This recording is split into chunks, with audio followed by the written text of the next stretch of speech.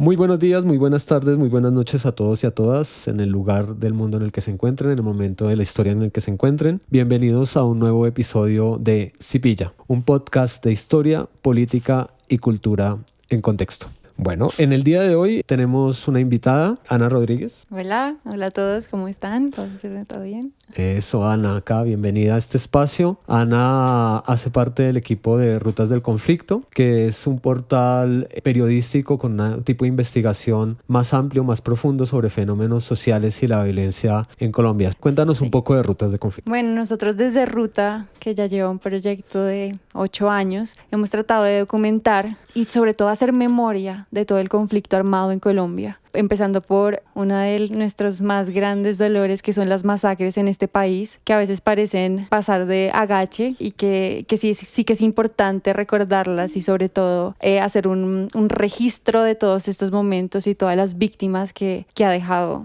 este conflicto y sobre todo este tipo de modalidad de violencia. Así es, eso digamos que lo hemos destacado acá en este podcast, en otro episodio que hemos hecho sobre las víctimas de la violencia en Colombia. Una fuente de información muy importante fue el portal Rutas del Conflicto, y acá han venido otros participantes de Rutas como Fernanda Barbosa, que habló un poco de la experiencia narrativa de las víctimas del conflicto también. Entonces ahí están esos episodios por si los quieren consultar. Pero bueno, acá vamos hoy a hacer memoria, vamos a pillar con Ana a propósito de una publicación de Rutas del Conflicto este año sobre una masacre, de esas masacres que parecen nunca acabar en este país. Rutas del Conflicto hace una actualización.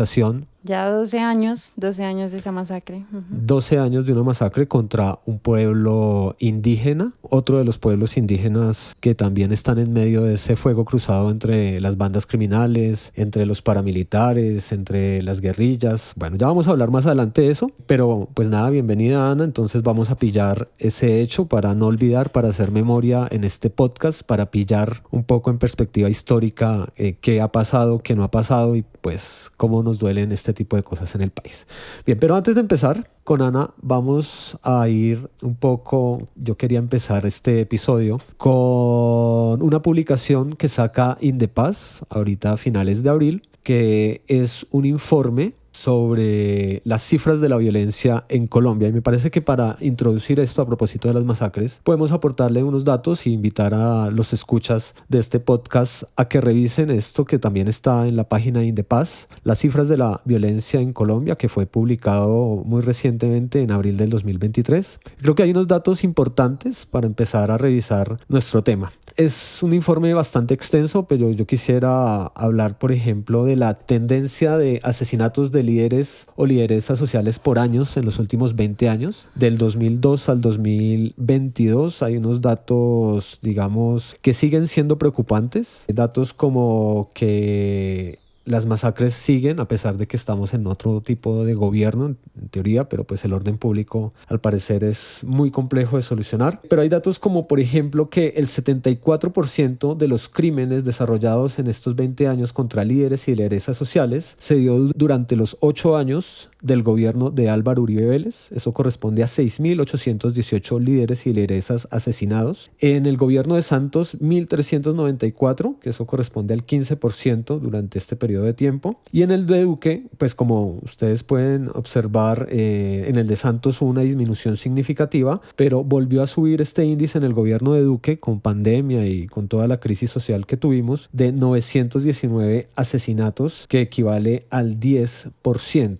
Y pues este año pues han seguido las masacres. También este portal pues nos hace una actualización constante de los asesinatos a estos líderes sociales que definitivamente no paran. Y nosotros en Rutas estábamos haciendo como un recorderis también un poco de lo que ocurrió durante los primeros 50 días del gobierno de Petro, en donde fueron asesinados. El dato actual, al día en el que estamos grabando este episodio, estamos en el mes de mayo, llevamos 5 meses, llevamos más de gobierno, pero 5 meses de este año 2023. Dice el portal de Indepaz que hay 60 líderes y lideresas y defensores de derechos humanos asesinados hasta hasta la fecha, con corte al 6 de mayo, 34 masacres y 11 firmantes del acuerdo de paz asesinados, ¿no? Que es una cifra pues, que no deja de ser escalofriante, digámoslo así, porque digamos que no debe pasar esto en ningún tipo de democracia, en ningún tipo de país, pero lamentablemente ese es el drama de nunca acabar de Colombia, esa violencia que sigue persistiendo. Y nada, pues invitarlos a leer ese informe, que me parece muy importante para tener referentes. Digamos que hay datos que me parecen importantes. Dice, por ejemplo, sectores sociales afectados del 2016 al 2023, datos entre el 24 de noviembre del 2016 y el 31 de marzo del 2023, dice, y esto un poco con el tema de nuestro podcast el día de hoy, dice que 445 involucra a campesinos y que 397 a indígenas, que incluye pues todas las cifras de violencia alrededor de esto, ¿no? Sectores sociales afectados. Entonces, en el segundo lugar están los indígenas. Sí, es que definitivamente las comunidades, no solo de donde vamos a hablar, que es de Nariño, sino también, por ejemplo, lo que ha ocurrido en el Cauca con la estigmatización, que esa es otra cosa que también ocurre con esta población, y es que precisamente porque buscan un poco de distanciamiento con este conflicto, a veces terminan en medio del combate, que los convierten en una víctima primordial, digamos, de todo este conflicto. Sí, así es. Y finalmente, Ana, unos datos finales. La presentación es bastante larga, pero una invitación nuevamente. Dice, algunas notas. Se viene dando una disminución en los homicidios de líderes sociales, sin embargo, aún no se puede hablar de tendencias teniendo en cuenta que en los periodos electorales suelen aumentar las acciones en contra de los líderes y lideresas y defensores de derechos humanos. Siguen siendo focos de concentración de asesinatos los departamentos de Cauca, Antioquia, Nariño, Valle del Cauca y Putumayo. El municipio de Tumaco, ¿cierto? Que queda, digamos, en la zona en la que nos vamos a referir, se señala como el más afectado por acciones en contra de líderes y lideresas durante los últimos 5 años de firmado el acuerdo de paz. Los sectores sociales más afectados por asesinatos son los rurales y en especial los comunales, algunos por la defensa de la implementación del acuerdo de paz, como la sustitución de cultivos de uso ilícito. El otro sector afectado es el indígena, quienes adelantan procesos significativos sobre la defensa del territorio. Bueno, esos son algunos datos, hay muchos datos, pero queríamos iniciar este podcast hablando un poco de esos elementos que pues están a la mano sobre pues el número de masacres cometidas por año en Colombia, los sectores más afectados, las comunidades, el aumento, el descenso, los atenuantes en cada una de estas zonas del país. Y sobre todo que siempre va a seguir siendo el territorio y la tierra nuestra principal, digamos, gran tesoro, pero también la principal razón de conflicto y también nuestro mayor dolor de cabeza. Sí, uno de los problemas centrales de la guerra en Colombia es indudablemente tiene que ver con una reforma agraria. Creo que ese es un punto central que está en el acuerdo de paz que se firmó con las FARC, que ha sido siempre el problema de tenencia de la tierra, con ese pensamiento feudal de tener tierra sin producir, pero el problema de la tierra definitivamente es uno de los ejes centrales de nuestra violencia. Pero bueno, ahí estamos. Entremos en materia. ¿Quieres decir algo, Ana? No, pues quería agregar también que el tema de la tierra se convierte en algo mucho más fundamental cuando se trata de comunidades indígenas, y es por eso también que la lucha al territorio, y por eso mi comentario de el tema de la tierra, es porque la lucha por el territorio es la lucha por la vida para las comunidades indígenas. Por eso es que ellos dan la guerra y dan la lucha constante por su territorio, por respetar su territorio y también todo lo que la guerra les ha quitado con los desplazamientos forzados. Y esta es una lucha que ellos definitivamente no dejan por nada, y por eso es que también siguen siendo uno de los principales focos para los grupos armados que no les permiten continuar con sus propósitos dentro de estos territorios. Sí, eso es cierto, ¿no? Un poco me recuerda el himno de la Guardia Indígena, ¿no? Sí, la letra del himno de la Guardia es muy diciente sobre eso, ¿no?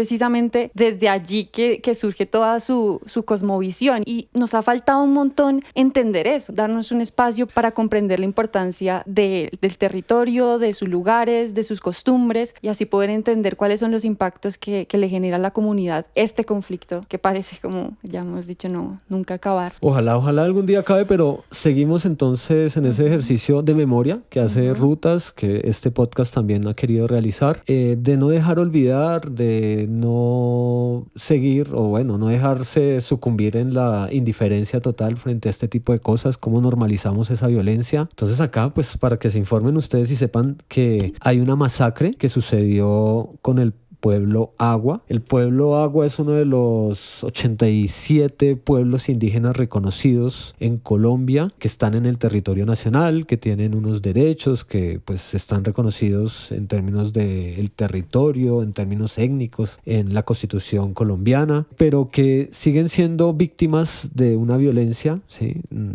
Que pues está ahí presente en ciertos lugares donde lo que buscan es vivir, ¿no? ¿Sí? Entonces, el pueblo del que vamos a hablar hoy es el pueblo Agua, ¿sí? El pueblo Agua está ubicado, Ana, en Putumayo, en parte de Putumayo, en algunos pocos municipios de Putumayo, en Nariño, en municipios como Tumaco, Payá, Santa Cruz de Guachavés, y también en la zona del Ecuador. Los Agua tienen una presencia binacional, por eso también es importante como toda su cultura, porque precisamente se han tenido que mover a razón del conflicto armado entre estos dos países. Sí, la gran presencia es en Colombia, tengo entendido, ¿cierto? Pero sí, están en Ecuador y sí, es binacional, ¿no? Por ejemplo, hacen presencia en Carchi, en Imbabura, en Sucumbío, San Esmeraldas, este pueblo indígena. Pero acá tienen un drama, ¿no?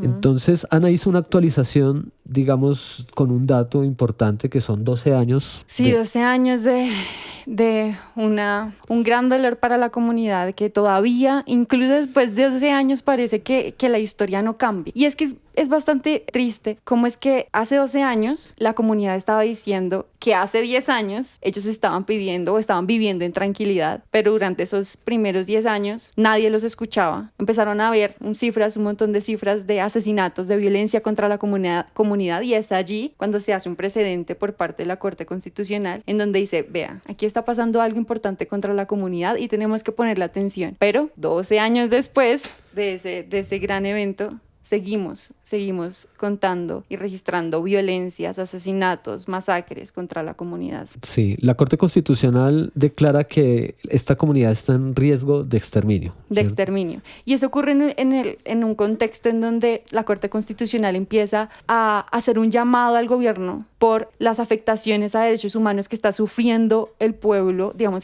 toda Colombia, por los desplazamientos forzados, no solo para las comunidades indígenas, sino para toda la población desplazada o que está en riesgo de ser desplazada. Entonces, a partir de esa sentencia, que es la sentencia T05-T25 del 2007, es que se hace un llamado aún más urgente para cuidar y proteger los derechos de las comunidades indígenas que tienen riesgo a ser desplazadas o que están siendo desplazadas a razón del conflicto armado. Y entonces en ese auto que sacaron, el auto 004 del 2009, hacen un llamado y como especifican que cerca de 35 pueblos indígenas del país están en riesgo de exterminio precisamente por esos desplazamientos forzados de los que estaban siendo víctimas. Y entre esos 35 está el pueblo Agua. Ok, bien. Ese también un dato muy importante, ¿no? Para reconocer precisamente el nivel, digamos, de violencia que ha sufrido esta comunidad y el abandono también, ¿no? Al que está expuesto. Aunque algunos en el país digan como que los indígenas tienen ciertos privilegios, que son los dueños de la tierra, bueno, que eso también pues hará parte de otro capítulo, pero digamos que siempre está en cuestión eso, ¿no? Bien.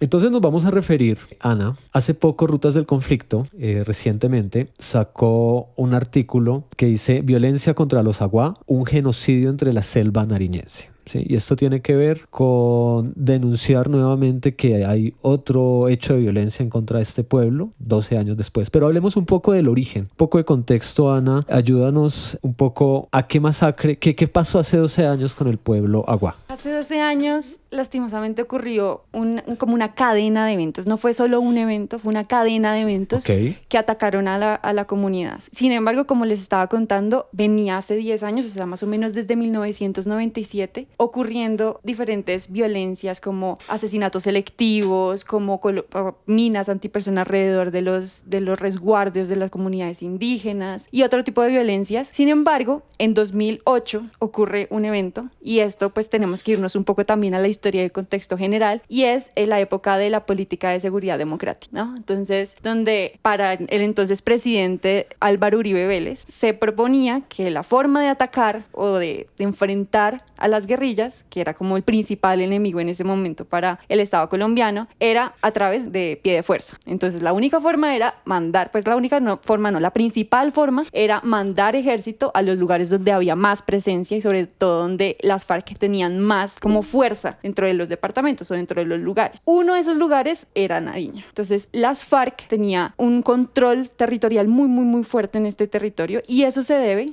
a que años anteriores, donde había más presencia, no era Nariño, sino era en Putumayo. Pero debido a las aspersiones aéreas, pues buscaban, no sé, como quitarles el recurso principal, que eran los cultivos ilícitos. Entonces, en vez de atacar el problema, que era realmente acabar con los cultivos ilícitos, lo que hicieron fue dispersar a los grupos armados, y pues ahí es cuando las FARC bajan a Nariño, y como Nariño era un departamento prácticamente abandonado por el Estado, duró mucho tiempo, tanto tiempo, que las FARC lograron constituirse tan fuerte, que ese era un territorio completamente de ellos. Entonces, ya cuando se ubicaron aquí, llega pues obviamente toda esta política de Uribe, e intentan llegar con un montón de pie de fuerza del ejército. Y digamos que las principales denuncias empiezan en septiembre del 2008, en donde la Defensoría dice: pilas, atención con lo que ustedes van a hacer, porque esto puede llegar a afectar muchísimo a la comunidad y sobre todo a las comunidades indígenas. Y de hecho, líderes de las comunidades indígenas del pueblo Agua dicen: ustedes van a entrar aquí y a nosotros vamos a quedar en medio de la guerra, nosotros somos los que vamos a terminar muertos. Entonces hagamos una cosa, pueden ustedes venir, pero entonces sáquenos de acá antes de que nosotros terminemos siendo los muertos de estos combates, que sabemos que eso es lo que va a ocurrir. Hubo conversaciones, pero al final, como suele suceder, las conversaciones no generan acciones.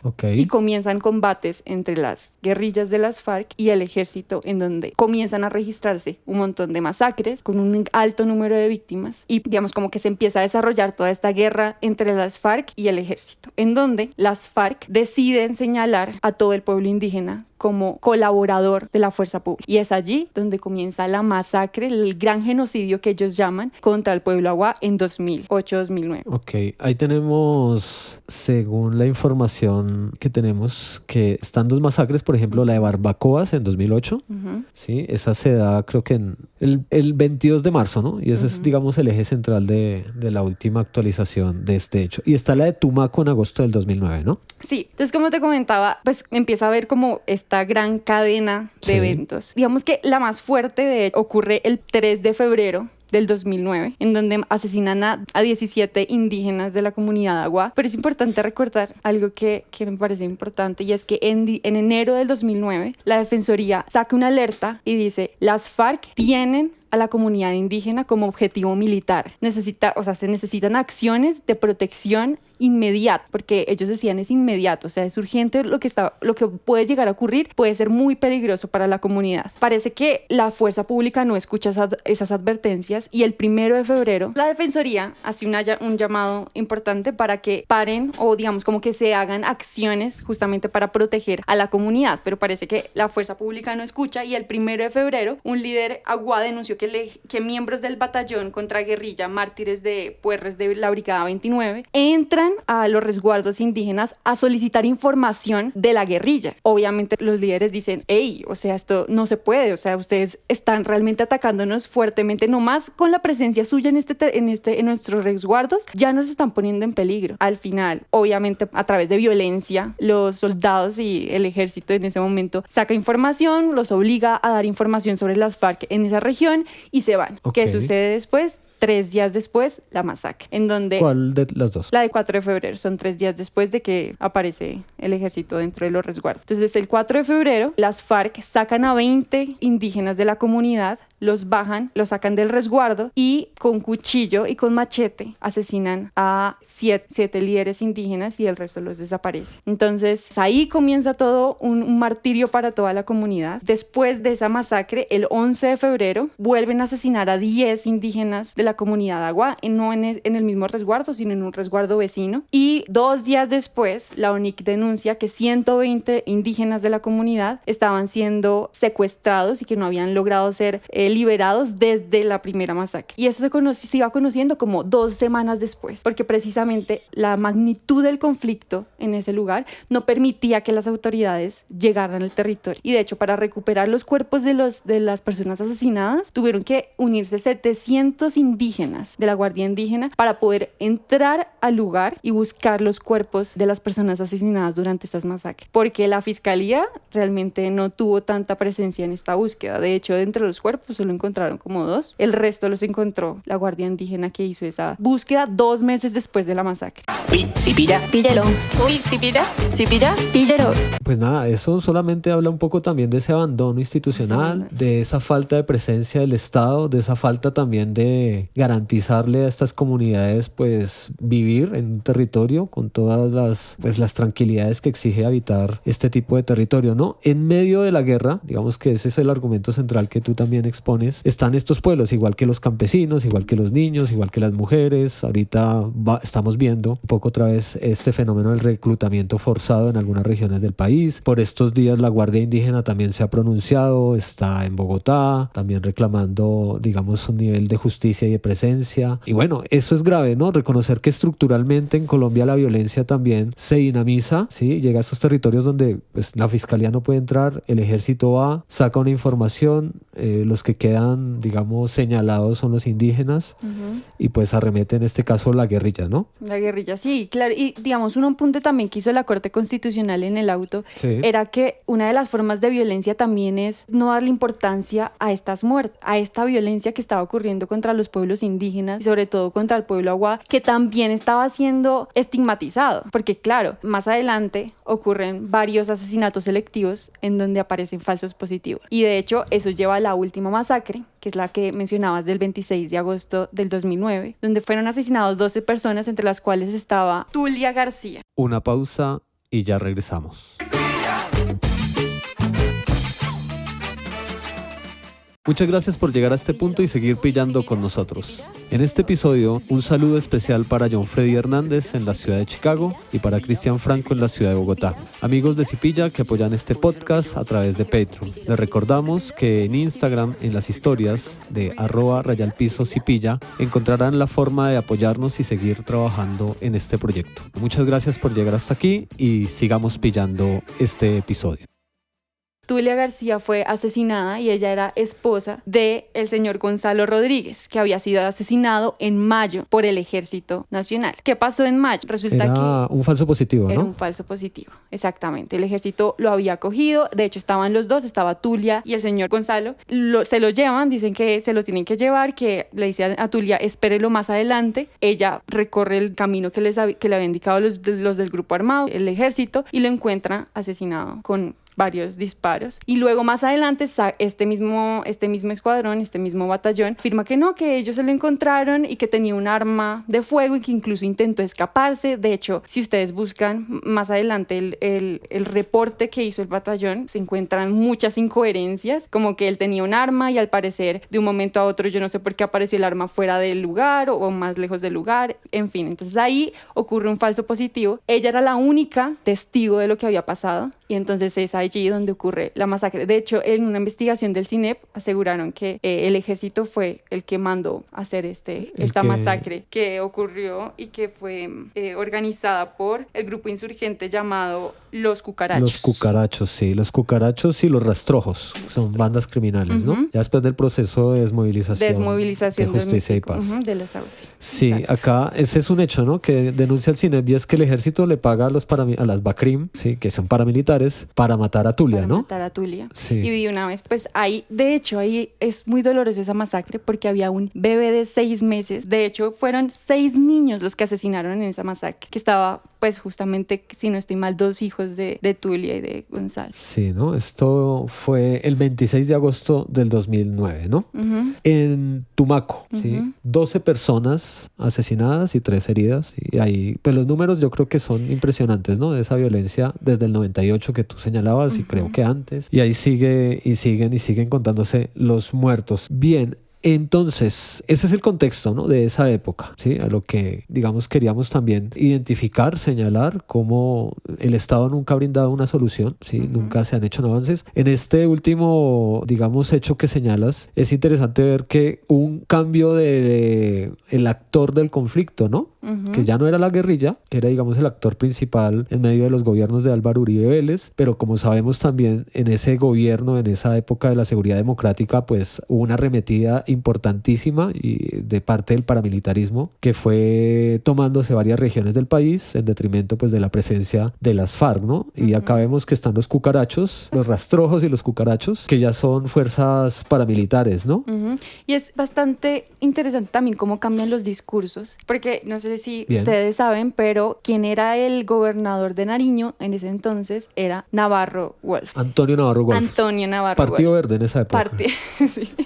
Sí. Pero fue bien importante porque durante la masacre, las 2 primeras masacres que ocurrieron en febrero, él hacía un llamado de necesitamos acciones urgentes, necesitamos que el gobierno nacional haga una atención distinta a la llegada de responder con más violencia, pero con esta última hace como un anuncio bastante polémico y es que decía, o sea, sí, obviamente el grupo, la comunidad Agua está sufriendo de violencia, pero tampoco es que esté viviendo un exterminio. Esto no se trata de que los grupos armados estén empecinados con la comunidad indígena, o sea, tampoco. O sea, sí, ellos están en medio del conflicto, así como más o menos estábamos diciendo, pero de una manera mucho más, digamos, palabras de él, claramente están en medio de los combates, pero que sea contra ellos, o sea, que sea una guerra contra ellos directamente, pues tampoco. Entonces, y eso ocurre después de que asesinaron cerca de 30 personas solo en masacres durante un año, y ni siquiera se va a acabar el año. Entonces, sí me parece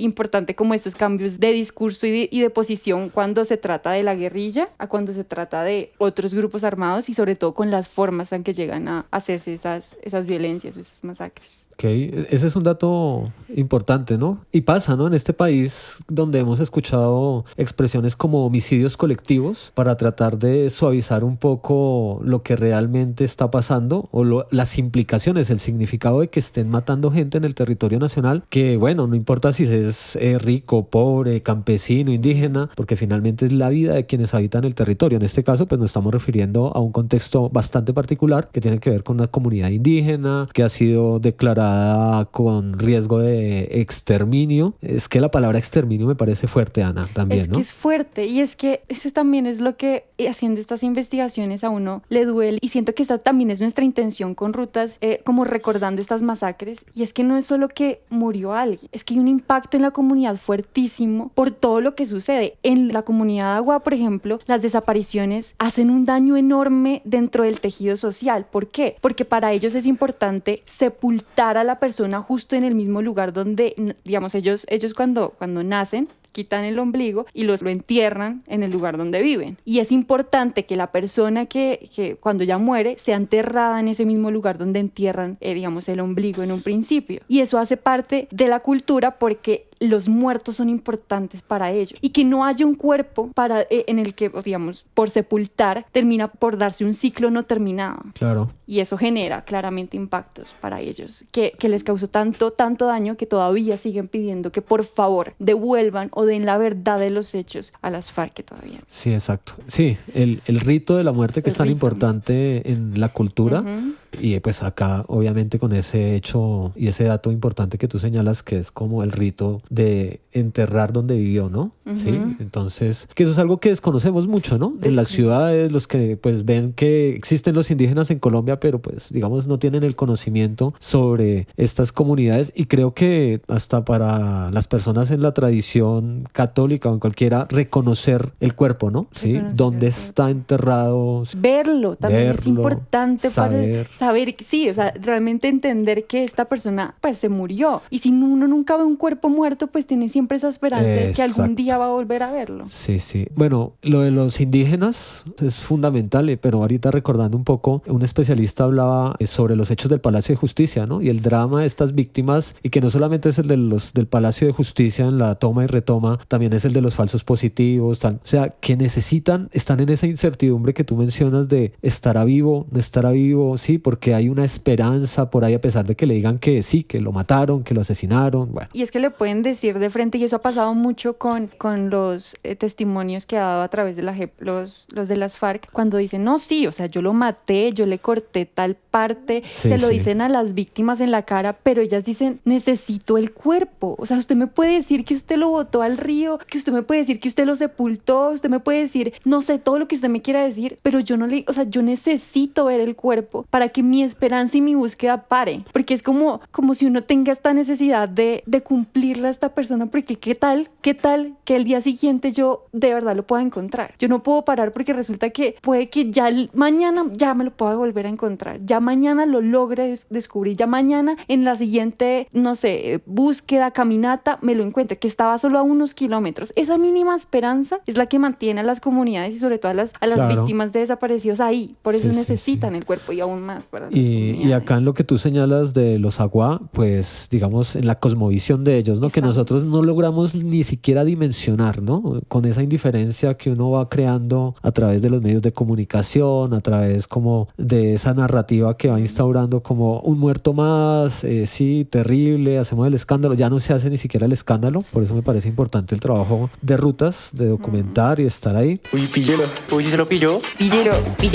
Ana, volvamos entonces, ya analizamos como qué pasaba en el 2008, 2009, ahora hagamos la conexión. Tú haces la investigación y llegamos al año 2022, 2023. Hay un personaje, ¿cierto? Pero, ¿qué es lo que pasa para que, bueno, además de 12 años de impunidad, que ya vamos a hablar un poco de eso, cuéntanos qué viste ahora en estos momentos actualmente en términos de la comunidad y de la historia que está pasando en estos momentos? Bueno, como mencionaba también en un principio, la violencia no para. O sea, estos 12 años no es que haya dejado de ocurrir asesinatos, masacres. Sin embargo, durante el último año, lo que más ha preocupado a la comunidad, sobre todo, son las minas antipersona, que están afectando a las madres y a los niños porque las colocan sobre todo en los corredores principales por donde se mueve la comunidad, lo que impide pues totalmente toda comunicación y pues obviamente se está afectando muchísimo a la comunidad. Ahora, ¿qué es lo que pasa? Ahí quiero entrar con algo que se mencionaba en la última revista del CINEP, donde se hablaba de una complicación con la identificación de los grupos armados. Como hay tantos grupos armados, hay una proliferación de grupos, también hay un problema con la identificación justamente de estos grupos, que a su vez complica las acciones que puedan llegar a tomar frente, digamos, a la violencia o digamos, a todo lo que pueda ocurrir en el departamento, ¿no? Sé que, digamos, hay veces,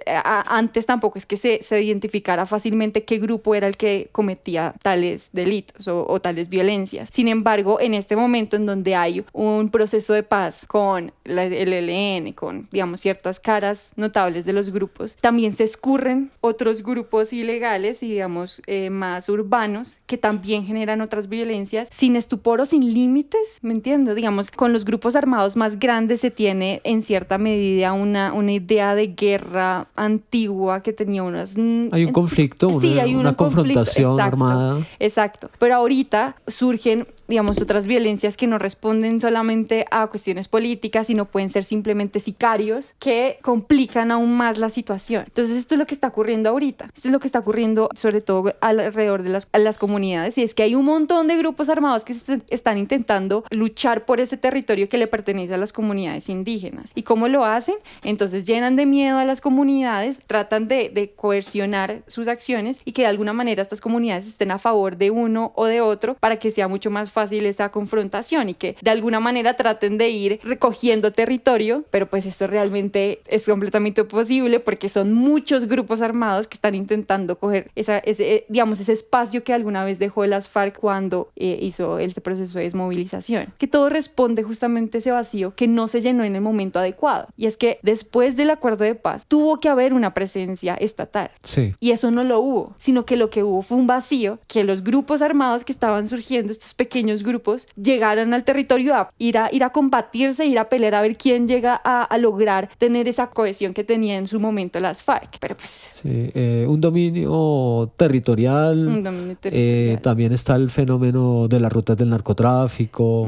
Bueno, digamos como la presencia de estos actores para establecer un dominio territorial sería la expresión, ¿no? Sí, también hay un tema de corredores de droga. Claro. Pero Tumaco. sin embargo, algo que me explicaba también cuando estaba haciendo la investigación in The Paz es que el tema de las dificultades con el negocio de la coca ha cambiado también las dinámicas del conflicto. Y más allá de las rutas de narcotráfico, lo que más impera, digamos, las razones principales de la violencia aquí es justamente más el territorio. Sí. Ya no está, o sea, sí, claramente hay un tema de rutas, pero lo que más impera es tener el territorio. O sea, ser capaces de mover a estas comunidades, o, digamos, las principales intenciones ya no son, venga, yo diálogo con usted, sino es, voy a tener el territorio para ya luego moverlos y yo poder hacer lo que yo quiera en esta zona del país. Sí, y es que hay un dato, Ana, que dice que entre el 2022 y el 2023 el pueblo Aguá ha sido víctima de 9 confinamientos, 5 desapariciones forzadas, 11 desplazamientos masivos, que está un poco ahí lo del territorio, ¿no? 9 desplazamientos individuales y 23 asesinatos, ¿no? Y ahí en ese contexto aparece un personaje que me parece importante mencionar, que es Floriberto Canticus, ¿no?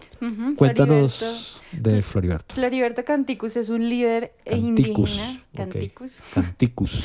Es un líder indígena que es muy joven, de hecho, y él, por si quieren conocer un poquito más de su historia, él hizo un documental en donde... ¡Qué buen dato! Sí, él hizo un documental donde pues justamente se apropiaba de las luchas de su comunidad. ¿Cómo se llama el documental, Ana? Uy, fue madre, se me escapa el nombre, pero creo que... Sí, o sea, como Floriberto Canticos documental. Ahí ¿En le dónde? sale. ¿En YouTube? En YouTube. Ah, en YouTube. ok, Sí, perfecto, está libre para que lo puedan ver. Y pues él justamente como no solo se adentra con las comunidades de aquí, como les decíamos en un principio, es binacional, entonces también se iba a las comunidades de Ecuador y pues se daba cuenta que justamente la principal lucha es el territorio. Lo que más quieren de los Aguá es el territorio. Entonces yo más o menos empecé a conocer un poco más de él a través de todo ese liderazgo que hace con la comunidad. Él es el que hace principalmente las denuncias a través de la organización UNIPA. UNIPA, ok. Que ellos sacan unos comunicados mencionando todo lo que ha venido ocurriendo. De hecho, de ahí es que se sacan los datos exactamente de los desplazamientos, las minas antipersonas, las víctimas de minas antipersonas, los asesinatos selectivos. Y él tiene, pues claramente su intención principal es su lucha por proteger y por cuidar de alguna manera también su comunidad. Y durante la investigación, lastimosamente fue atacado precisamente por ese liderazgo que ha venido ejerciendo para evitar y sobre todo ni siquiera para evitar, sino para dar eco de lo que está ocurriendo. Y es que esto, haciendo investigaciones durante los últimos años, la gente le da mucho miedo denunciar. Claro. O sea, parece que en cierta medida hay como un panorama alentador con todo este tema de los acuerdos de paz y que se están acercando estas conversaciones con los distintos grupos armados, pero a su vez también hay una cohesión dentro en los territorios que a la gente le da miedo hablar, y eso se va a ver más adelante con la otra masacre, con la masacre que ocurrió el año pasado en Puerto Leguízamo, Putumayo, en donde la gente le daba miedo a denunciar. Y eso no solo ocurre aquí, también ocurre con los Aguá, también ocurre en Cauca. Es que están sucediendo muchas cosas, pero o no son escuchadas o a la gente le da miedo denunciar y prefiere no decir nada. Entonces esto pues plantea un panorama muy difícil de atacar y de atender. Entonces por eso es muy importante la labor que hace Floriberto Canticus, que pone en riesgo su vida. Y Canticus y muchos otros líderes, ¿no? En el Cauca, sí, claro, en diferentes espacios. Entonces, y cuando estaba hablando con Floriberto, él me decía, cuando ocurrió, a él lo atacaron mientras que estaba haciendo una conversación con una familia de un líder indígena que habían asesinado en marzo. Sí, el líder Marlon Hernando García. Exacto. Sí. Él lo asesinaron en marzo, como el 3 de marzo. 6 de marzo. 6 de marzo. 6 de marzo. Y entonces él fue a hablar con la familia que había sido desplazada porque también tenían miedo, los habían amenazado. Se fue a acercar a la familia, estaban en la casa y de repente llegan varios grupos armados, rodean la casa y empiezan a disparar en contra, digamos, en contra de la casa. Entre la familia habían menores de edad, pero eso pues claramente no importó. Duraron más o menos 15 minutos, lo que me comentaba Floriberto, esperando a que en algún momento algo pudiera salvarlos, porque ellos tampoco tenían qué más hacer. Hasta que llega la policía, no sé cómo se entera, no sé cómo es que todo ocurre, pero lo salvan. Y es algo importante que me comentaba Floriberto, es que apenas él tiene sistema de protección, pero en ese momento él dice, bueno, me voy a quedar con la familia, entonces ya se pueden ir. Eso fue este año, ¿no? Estamos hablando de este año, 2023. Sí, este año. Se va, o sea, le dice como, todo bien, yo voy a estar acá con la familia. Entonces los guardaespaldas se retiran y apenas se retiran es que llega esta gente a atacar. Entonces, pues, menos mal, gracias a la vida también, él está muy bien. Sin embargo, pues, después de lo ocurrido, él quiso tomar la decisión de apartarse porque realmente tuvo mucho miedo. Obviamente, un ataque tan directo, pues, causa mucho miedo, y sobre todo siendo un personaje tan público donde le reconocen y saben cuáles son sus movimientos. Pero él me contaba que apenas iba a tomar esa decisión, la comunidad le dice, por favor, no lo hagas. Sí, claro. Es que estos líderes, es que yo no sé, en Colombia eso pasa de agache, bueno, no para todo mundo, no estoy generalizando, pero la importancia y lo escandaloso que es ver esas cifras de asesinatos en contra de líderes y de lideresas, que es gente que asume la batuta de una comunidad, defender el territorio, las costumbres, la tierra, ¿sí? Y cómo en medio de estos confrontamientos entre todos estos actores, pues, o sea, son pérdidas terribles, y las comunidades reclaman. Por ejemplo, en este caso tú me contabas antes con Floriberto que él estaba pensando como en irse y la comunidad le decía no se vaya, ¿sí? Es que los líderes y las lideresas representan la esperanza de muchas comunidades, que son las mujeres, que son los niños, que son los hombres, que sí, gente que de verdad tiene tanto temor que no son capaces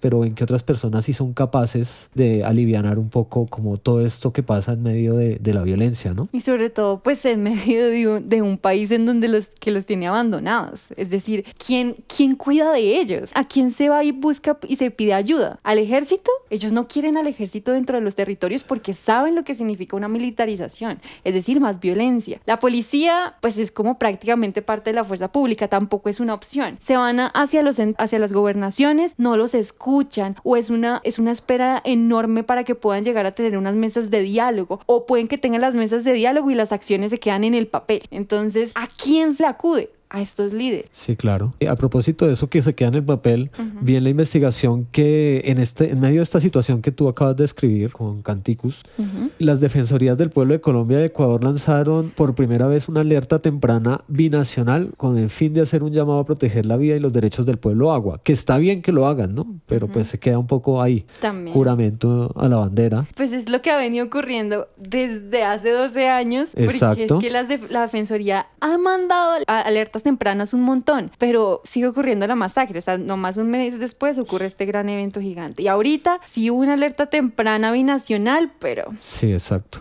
Y es que hay otro problema. O sea, el problema de fondo es el territorio, ¿no?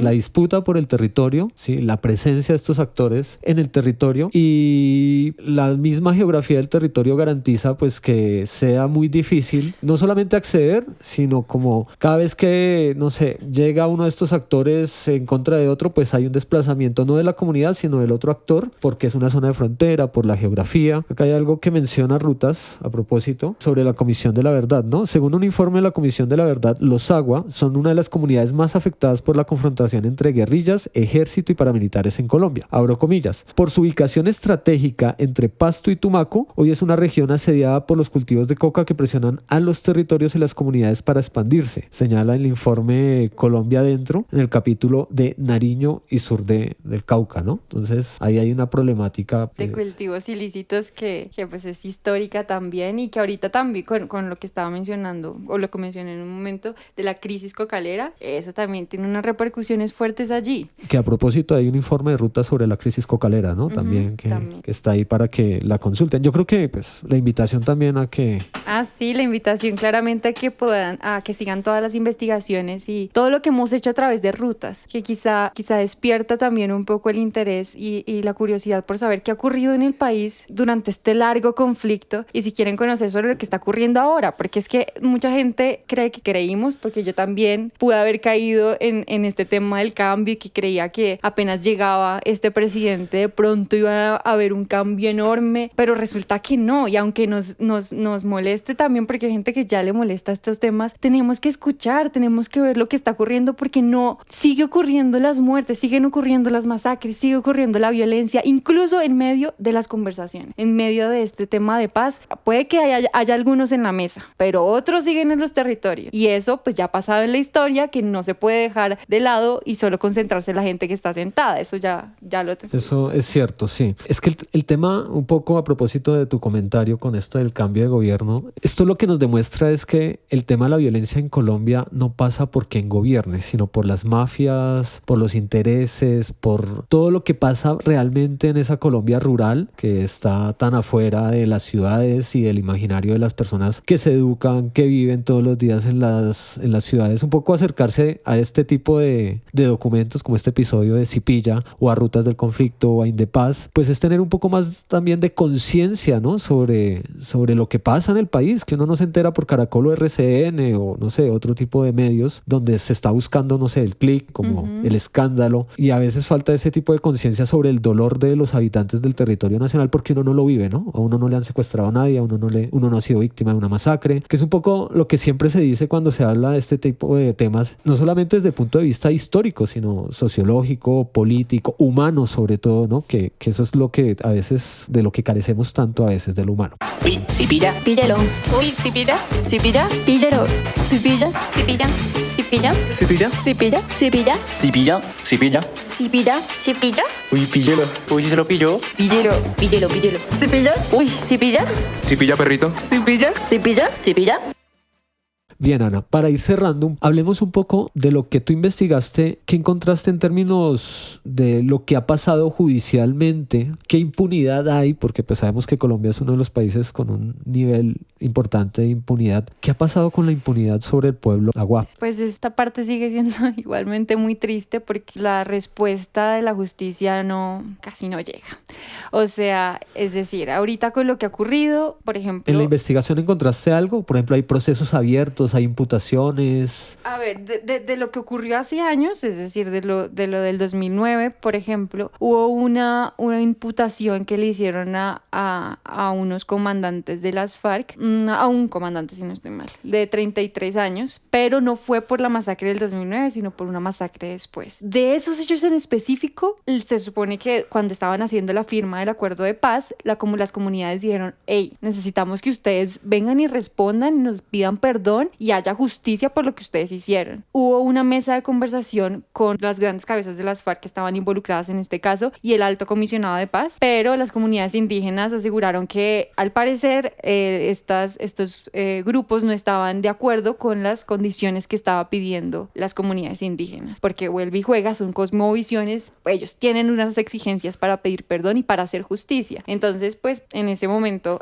las comunidades indígenas dijeron que ellos no tenían una condición como una intención realmente de pedir perdón y pues eso hace parte de su justicia, entonces cerraron esa puerta y lo que hicieron fue presentar un informe a la JEP, en el caso 002, que pues como para dimensionar de nuevo la magnitud de lo que ocurre en Nariño, la JEP solo tiene un caso para lo ocurrido en Nariño y Putumayo, en solo 4 municipios. Un macro caso, ¿sí? Un macro caso de solo Ok. 4 municipios, pues que dimensiona lo difícil de ese territorio. Entonces ellos entregaron un informe hablando sobre lo que ocurrió, pero por ahora no, digamos que no ha habido mayor justicia. Frente a lo último ocurrido, tampoco. Menos, sí. Menos. Entonces, lo Pero único... no hay ningún miembro del ejército investigado. Ah, no, en la del 2009 nada. No, en la del 2009 hubo una persona que fue judicializada, pero digamos que lo que dicen es que lo citaron, pero no hay seguimiento Ok, de lo que ocurrió. perfecto. Entonces, no, es difícil hacerle el rastro de lo que, si Sí. esta persona siguió, no siguió, cuántos años. Una justicia lenta, paquidérmica.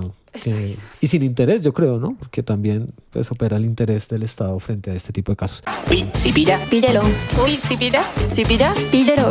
Si pilla. Si pilla. Si pilla. Si pilla. Si pilla. Si pilla. Si pilla. Si pilla. Si pilla. Si pilla. Uy, píllelo. Uy, si se lo pilló. Píllelo. Píllelo. Píllelo. Si pilla. Uy, si pilla. Si pilla, perrito. Si pilla. Si pilla. Si pilla. Y tú nombrabas a propósito algo sobre el Alto Remanso, sobre esa masacre. ¿Podemos establecer una conexión o por territorio, o por intereses o por grupos? Podemos establecer una conexión quizá por abandono. ¿Qué es eso del Alto Remanso? Todo ocurrió hace un año, Sí. Exactamente el 28 de marzo del 2022. Gobierno Duque todavía. Gobierno Duque, Ok. Gobierno Duque, en donde supuestamente, o sea, digamos aparentemente, lo que ocurrió fue un operativo del Ejército Nacional en contra de disidentes de las FARC. Ok.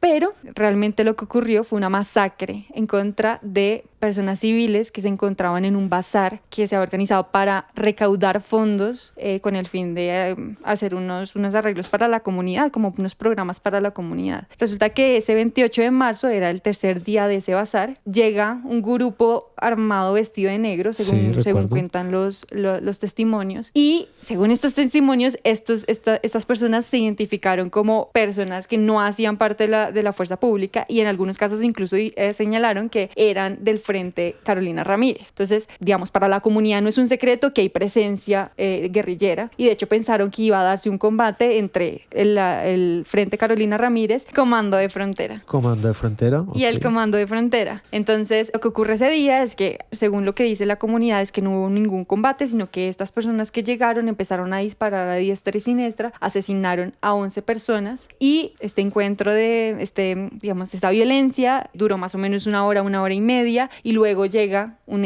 helicóptero del ejército, se parquea en la cancha de fútbol y pues digamos un poco desconcertados los habitantes se dan cuenta que estas personas de negro se acercan al helicóptero y empiezan a hablar con los militares que bajan del helicóptero. Más adelante sale lo del tema de que esto aparentemente solo era un operativo, que incluso el ejército llegó porque la comunidad estaba en riesgo, Sí, que iba a haber una arremetida. perdón, contra la comunidad. Una arremetida, sí. Bueno, esto te lo pregunto también a propósito de porque ha cumplido un año, ¿no? Esto Sí, del lleva Alto un Remanso, año. que fue muy mediático por la investigación de Vorágine, de Cambio, Y el espectador. porque además, y eso sería para otro episodio, hubo unas narrativas, digamos, distintas, ¿no? Lo que contaba Semana y otros medios que legitimaban como fue el uso de la fuerza legítimo por parte del ejército contra posibles cabecillas de las guerrillas, y cuando pues hubo gente que fue allá, hizo la investigación, hasta pues hizo un trabajo que le correspondería pues a un CTI y determina otro tipo de circunstancias que son las que tú finalmente pues nos estás contando, ¿no? Entonces también traer a colación un poco en el contexto de las masacres, una masacre más de esas interminables que cumplió un año recientemente y que también seguramente pues no sabemos nada, ¿no? En la impunidad. Sí, y es que hablando con... Rutas un publicó año- algo sobre Ajá. esta masacre, ¿no? Ajá, de hecho pues un equipo que trabajó ahí en el tema, que de hecho ahí los menciono también porque hacen parte de la investigación, Sabrina Bastidas y Juan Carlos Granados, los tres estuvimos investigando en este tema y ellos encontraron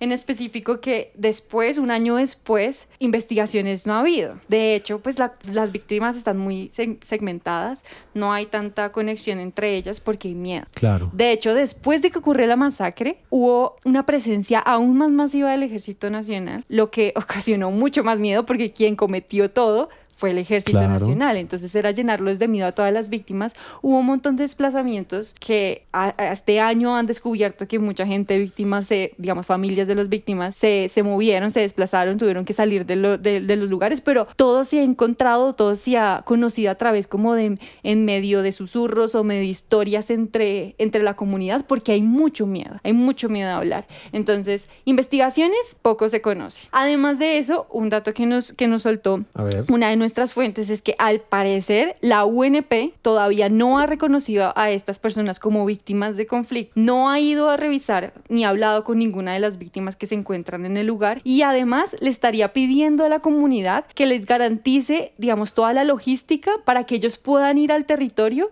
y hablar con la comunidad, pidiéndole a la comunidad, la UNP pidiéndole a la comunidad que le garantice la logística para que ellos puedan, digamos, hacer su trabajo. Entonces, digamos, este es el contexto en donde la impunidad y también un poco el estigmatismo al que también han tenido que enfrentarse todas estas víctimas, precisamente por, digamos, los diálogos o lo que ha dicho la institucionalidad, es el resultado de la revictimización que ocurre con todas las masacres en Colombia. Entonces no solo son víctimas, sino que además son revictimizadas y terminan siendo incluso señalados de victimarios. Pues ellos se lo buscaron, ellos estaban con las FARC. Sí.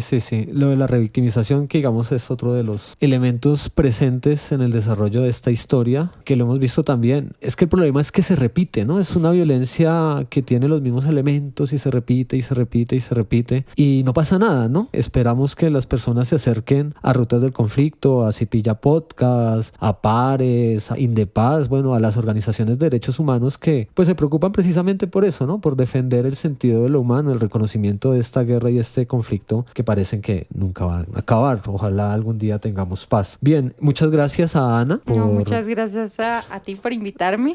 Gracias a Ana por participar en este Cipilla. Nos diste unos datos muy interesantes, muy importantes para pues, la reflexión, para que las personas no olvidemos, ¿no? Esto es un ejercicio de memoria, de presentar un contexto, de entender pues la complejidad de un conflicto que todos los días nos llena como de nuevas sorpresas, porque pues siguen apareciendo actores, víctimas, nuevas formas de ejercer la violencia, aunque uno cree que ya están inventadas, pero siguen permeando nuestra sociedad y especialmente comunidades indígenas, campesinos. Entonces pues nada, Ana, si te quieres despedir con algo, muchas gracias. Invitamos a todos a que nos sigan en las redes sociales, que nos apoyen en nuestro Patreon, que está en el perfil del Instagram de @cipilla_podcast. Y Ana, unas palabras. Sí, yo quisiera pues primero también agradecer de nuevo la invitación y además quisiera invitar a todos los que nos escuchan y que se interesan por estos temas, pues que le echen un poquito de vistazo a lo que hemos hecho en Rutas, que no solo, como les comentaba, es de estas últimas investigaciones, sino lo que se ha hecho de memoria, sobre todo para rendir, porque muchas veces